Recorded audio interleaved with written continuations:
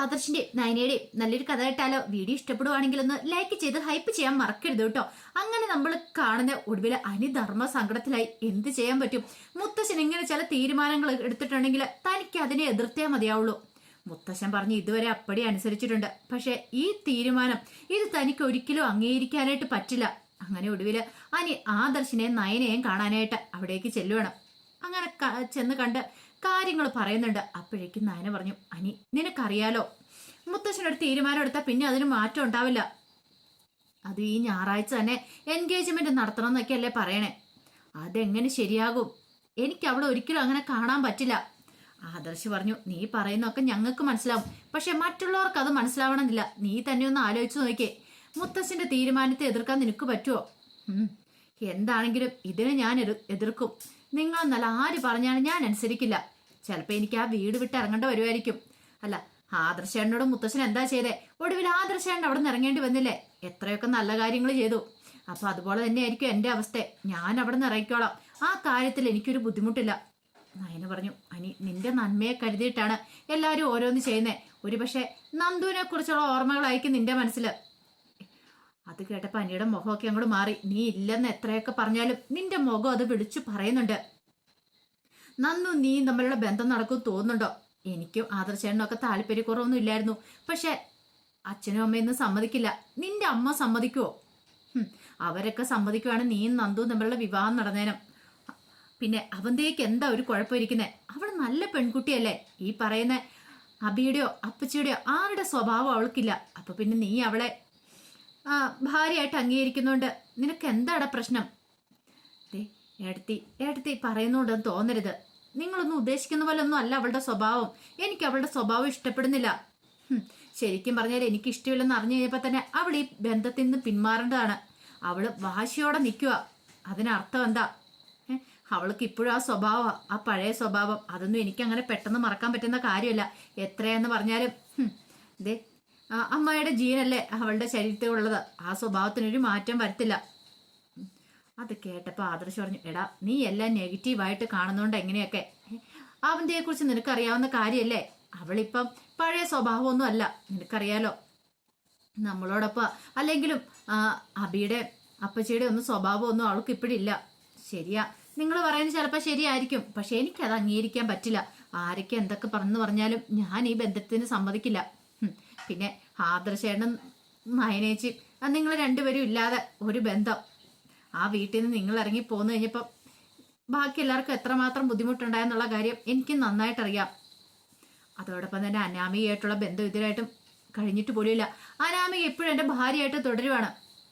എടാ അതിന് അനാമികയുടെ വീട്ടുകാർ അറിയുന്നില്ലോ ഇങ്ങനൊരു ബന്ധം നടക്കുന്നതിനെ കുറിച്ച്. അതൊക്കെ ഇപ്പൊ പറയും. പക്ഷെ ഒരു കാര്യമുണ്ട്, അവളുമായിട്ടുള്ള ഡിവോഴ്സ് കഴിഞ്ഞിട്ട് പോലുമില്ല.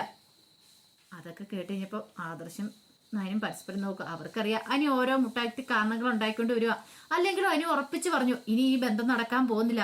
ഞാൻ അവിടുന്ന് മാറേണ്ട വന്നാലും ശരി, ഞാൻ ഈ ബന്ധത്തിന് സമ്മതിക്കില്ല എന്ന് പറഞ്ഞിട്ടാണ് അനി അവിടെ നിന്ന് ഇറങ്ങണത്. ഈ സമയത്ത് അവന്തേക്ക് നല്ല ബുദ്ധിമുട്ടുണ്ടായിരുന്നു. കാരണം അനിയൻ ഇതുവരെയായിട്ട് ബന്ധത്തിന് സമ്മതിച്ചിട്ടില്ല. അനിയന്റെ മനസ്സിൽ ആ നന്ദു എന്ന് പറയുന്നവളാന്ന് തോന്നേ. ഇതങ്ങനെ വെറുതെ വിട്ടിട്ട് കാര്യമില്ല. പിന്നീട് അവന്തിക്ക് നാഗേന്ദ്രനെ കാണാനായിട്ട് ചെല്ലുന്നുണ്ട്. നാഗേന്ദ്രനെ പോയി കണ്ട് കാര്യങ്ങൾ സംസാരിക്കുകയാണ്. അച്ഛാ, അനിയൻ ഇതുവരെയായിട്ട് സമ്മതിച്ചിട്ടില്ല. എനിക്ക് എന്ത് ചെയ്യണമെന്ന് അറിയില്ല. ഈ ഞായറാഴ്ചയാണ് എൻഗേജ്മെന്റ് പറഞ്ഞു വെച്ചിരിക്കുന്നത്. പക്ഷെ അനിയേട്ട സമ്മതിച്ചില്ലെങ്കിൽ ഇനി എനിക്ക് കണ്ണീര് കുടിക്കാൻ പറ്റില്ല. അറിയാലോ, നവീനേട്ടനുമായിട്ടുള്ള ബന്ധം അത് മുടങ്ങിപ്പോയി. ഇനി ഈ ബന്ധം കൂടെ മുടങ്ങിയിട്ടുണ്ടെങ്കിൽ പിന്നെ ഈ അവധിയേക്ക് ഒരു വിവാഹ ജീവിതം ഉണ്ടാവില്ല. നാഗേന്ദ്രൻ പറഞ്ഞു, എൻ്റെ മോളെ അങ്ങനെയൊന്നും സംഭവിക്കില്ല, ഇത് നടക്കും. അച്ഛാ, എല്ലാത്തിനും കാരണം ആ നന്ദു എന്ന് പറയുന്നവളാ. അവൾ ഈ ബന്ധത്തിൽ നിന്ന് പിന്മാറുവാണെങ്കിൽ ഉറപ്പായിട്ടും നടക്കും. എങ്ങാനും നടക്കാതെ വന്നിട്ടുണ്ടെങ്കിൽ പിന്നെ എൻ്റെ കലിപ്പ് തീരില്ല. അറിയാലോ അച്ഛന്, സഹിക്കാൻ പറ്റുന്നതിൽ അപ്പുറം എനിക്ക്. ഞാൻ അനിയേട്ടനെ ഇപ്പം സ്നേഹിച്ചു തുടങ്ങിയിട്ടുണ്ട്. അച്ഛനാണ് എല്ലാത്തിനും കാരണം. അച്ഛനാണ് അനിയേട്ടനെ കുറിച്ചുള്ള ചിന്ത എൻ്റെ മനസ്സിലേക്ക് ഇട്ടത്. നാഗേന്ദ്രൻ പറഞ്ഞു, ഞാൻ അങ്ങനെ ഒരു കാര്യം ചെയ്തിട്ടുണ്ടെങ്കിൽ അത് ഉറപ്പായിട്ടും നടക്കും മോളെ. അവളുടെ കാര്യത്തിൽ ഒന്നൊരു തീരുമാനം എടുത്താ. പക്ഷെ അന്ന് അവൾ രക്ഷപ്പെട്ടു പോയി. ആദർശ് കൃത്യസമയത്ത് എത്തിയതുകൊണ്ടാ. പക്ഷെ ഇനി അങ്ങനെ ആയിരിക്കില്ല. മോള് ധൈര്യമായിട്ട് പൊയ്ക്കോ, ഒരു കുഴപ്പം ഉണ്ടാകത്തില്ല.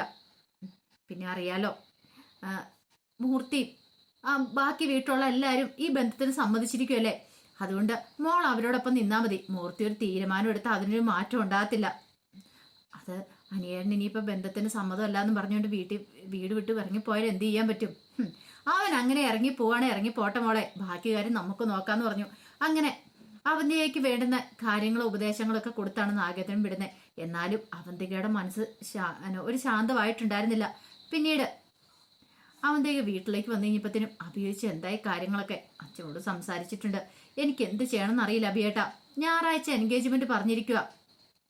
നീ ധൈര്യമായിട്ട് പോയിക്കോ. ഇതിന്റെ ഇടയ്ക്കിലേക്ക് ആരെങ്കിലും കയറാൻ വന്നിട്ടുണ്ടെങ്കിൽ അവരെയൊക്കെ നമുക്ക് തീർത്ത് കളയാം. അച്ഛനല്ലേ ഉള്ളേ, പിന്നെ നീ എന്തിനാ പേടിക്കണേന്ന് ചോദിച്ചു.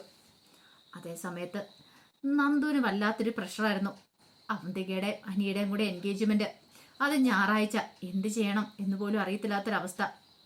കുറച്ച് കഴിഞ്ഞപ്പോഴത്തേനും നയന നന്ദുവിനെ വിളിക്കുന്നുണ്ട്. നന്ദുവിനെ വിളിച്ച് എൻഗേജ്മെന്റിനെ കുറിച്ചൊക്കെ പറയണം. അതിനുശേഷം പറഞ്ഞ അനി ഇതുവരെയായിട്ട് സമ്മതിച്ചിട്ടില്ല. എനിക്ക് തോന്നേ അവന്റെ മനസ്സിൽ ഇപ്പോഴും നീ ഉണ്ടെന്നാ തോന്നേ. നന്ദു, ഈ ബന്ധം നടക്കാതെ പോയിട്ടുണ്ടെങ്കിൽ അത് അനന്തപുരിക്കാർക്ക് മുഴുവൻ നാണക്കേടാവും. അപ്പോഴേക്കും നന്ദു പറഞ്ഞു, അതിനിപ്പോൾ എനിക്ക് എന്ത് ചെയ്യാൻ പറ്റും നയനേച്ചി, ഞാൻ അതിനൊന്നും ചെയ്തിട്ടില്ല എന്ന് പറഞ്ഞു. അതെ, അവന്റെ മനസ്സിൽ ചിലപ്പോൾ നീ ആയിരിക്കും, നിന്നെ വിവാഹം കഴിക്കാന്നൊരു മോഹമായിരിക്കും. അങ്ങനെ എന്തെങ്കിലും ഉണ്ടെങ്കിൽ അതിപ്പോൾ തന്നെ നീ മനസ്സിൽ നിന്ന് എടുത്ത് കളഞ്ഞോണം. നന്ദു പറഞ്ഞു, അങ്ങനെയൊന്നുമില്ല നയനേച്ചി, എൻ്റെ മനസ്സിലില്ല എന്ന് പറഞ്ഞു. അങ്ങനെയല്ലേ പറയാൻ പറ്റുള്ളൂ, ഉണ്ടെന്ന് പറയാൻ പറ്റില്ല. എന്തൊക്കെ വന്നാലും അനി തൻ്റെ കഴുത്തിലോ താലി ചാർത്തോളെന്ന് അനി വാക്ക് പറഞ്ഞിട്ടുണ്ട്. അതൊക്കെ ഓർത്ത് കഴിഞ്ഞപ്പം നന്ദുവിനും ഭയങ്കര ടെൻഷനായിരുന്നു. ഇനിയിപ്പം എങ്ങാനും പ്രശ്നമാകുമോ? ആകെപ്പാടെ ചെറുത്താനും കടലിലും നടക്കിപ്പെട്ടൊരവസ്ഥയായിപ്പോയി. ഇതിനു മുമ്പ് അനിയെ നഷ്ടപ്പെട്ട് കഴിഞ്ഞപ്പോൾ നന്ദുവിന് അത്രമാത്രം വേദന ഉണ്ടായിരുന്നു. ഇപ്പം വീണ്ടും എല്ലാവരെയും വേദനിപ്പിക്കേണ്ട വരുമല്ലോ എന്ന് ഓർക്കുമ്പോൾ അതൊരു സങ്കടമായിരുന്നു. കുറച്ച് കഴിഞ്ഞപ്പോഴത്തേനും അനിയുടെ കോള് വരുമോ. അപ്പം നന്ദു ആലോചിച്ചു, എടുക്കണോ വേണ്ടയോ, എടുത്തിട്ട് എന്താ പറയേണ്ടതെന്ന് പോലും അറിയത്തില്ല. അങ്ങനെ അനി വിളിച്ചിട്ട് നന്ദുവിനോട് കാര്യം പറയുന്നുണ്ട്, എനിക്ക് നിന്നെ ഒന്ന് കാണണം. അപ്പോഴേക്കും നന്ദു പറഞ്ഞു, വേണ്ട അനി, ഇനി നമ്മൾ കണ്ടിട്ടുണ്ട് ശരിയാകത്തില്ല. നന്ദു, അങ്ങനെ പറഞ്ഞാൽ പറ്റില്ല. നിനക്കറിയാലോ ഈ ബന്ധത്തിൽ ഞാൻ ഒരിക്കലും സമ്മതിക്കില്ല. അതിനിപ്പം ഞാനിനി വീട് വിട്ട് ഇറങ്ങേണ്ട വന്നാലും ശരി. നന്ദു പറഞ്ഞു, വേണ്ട, ഇനിയിപ്പം എന്നുള്ള സ്നേഹത്തിൻ്റെ പേരിൽ ഇനി നീ വീട്ടുകാരെ വെറുപ്പിച്ചിട്ടുണ്ട്, അത് ശരിയാകത്തില്ല. വെറുതെ എന്തിനും പ്രശ്നം ഉണ്ടാകുന്നേ. വീട്ടുകാർ പറയുന്ന അനുസരിക്ക്. അത് കേട്ടപ്പോൾ എനിക്കാണെ സങ്കടവും ദേഷ്യം വന്നു. ഓഹോ, അപ്പം നിന്റെ മനസ്സിലിരിപ്പോൾ ഇതല്ലേ, എന്നെ നൈസായിട്ട് ഒഴിവാക്കാനല്ലേന്ന് ചോദിച്ചു. നന്ദുവിന് അത് കേട്ടപ്പോൾ സങ്കടമായി. നന്ദു പറഞ്ഞു, എന്തൊക്കെയാണ് നീ പറയണത്? നിന്നെ ഒഴിവാക്കാനോ? എടാ, നിന്റെ നന്മയെ കരുതിയിട്ടല്ല ഞാൻ പറയണേ. നിന്റെ മുത്തശ്ശന് ഒരു തീരുമാനം എടുത്തിട്ടുണ്ട്, അതിന് മാറ്റം വരുമെന്ന് നിനക്ക് തോന്നുന്നുണ്ടോ? ഇല്ല. അപ്പം പിന്നെ നീ ഇങ്ങനെ എത്രയൊക്കെ എതിർത്തെന്ന് പറഞ്ഞാലും നിനക്ക് ആ വീട്ടിൽ പിന്നെ ഒരു സ്ഥാനം ഉണ്ടായിരിക്കില്ല. നീ പുറത്താണ്ട് വരും. ആയിക്കോട്ടെ, പുറത്തായിട്ടുണ്ടെങ്കിൽ എനിക്ക് സ്വസ്ഥതയോടെ സമാധാനത്തോടെ നിന്റെ കഴുത്തിൽ താലി ചാർത്താലോ. പിന്നെ ആരും ഒരു തടസ്സമായിട്ട് വരത്തില്ലല്ലോ. നന്ദു പറഞ്ഞു, അതൊന്നും ശരിയാകത്തില്ല. എൻ്റെ വീട്ടുകാർ സമ്മതിക്കാതെ ഞാൻ ഈ ബന്ധത്തിന് സമ്മതിക്കുമെന്ന് നിനക്ക് തോന്നുന്നുണ്ടോ? അനി ആകെപ്പാടെ വെട്ടിലായിപ്പോയി. എന്ത് ചെയ്യാൻ പറ്റും? ഒടുവിൽ അനി പറഞ്ഞു, നീ എന്തൊക്കെ പറഞ്ഞാലും ശരി നന്ദു, ഞാൻ ഈ ബന്ധത്തിന് ഒരിക്കലും സമ്മതം പോളില്ല. അങ്ങനെ കോള് കട്ട് ചെയ്ത് കഴിഞ്ഞപ്പോഴത്തേനും അനിക്കും ടെൻഷനായി. അതുപോലെ തന്നെയായിരുന്നു നന്ദുവിൻ്റെ അവസ്ഥ. നന്ദുവിന് എന്ത് ചെയ്യണമെന്ന് അറിയില്ലാത്ത വല്ലാത്തൊരു ബുദ്ധിമുട്ടായിപ്പോയി. ഇനിയിപ്പം അനി ഈ ബന്ധത്തിന് സമ്മതിച്ചില്ലെങ്കിൽ അത് താൻ കാരണമാണെന്ന് പറഞ്ഞുകൊണ്ട് എല്ലാവരും തന്നെ കുറ്റപ്പെടുത്തും. അതൊക്കെ ചിന്തിക്കാൻ പറ്റുന്നതിലും അപ്പുറമായിരുന്നു നന്ദുവിന്. നന്ദുവിന് നല്ല പ്രഷർ ഉണ്ടായിരുന്നു. നയനെ കനക എല്ലാവരും കൂടെ ചേർന്നിട്ട് നന്ദുവിനോട് ഈ കാര്യങ്ങളൊക്കെ സംസാരിക്കുമ്പോൾ നന്ദുവിന് ഭയങ്കര ബുദ്ധിമുട്ടുള്ള കാര്യമാണ്.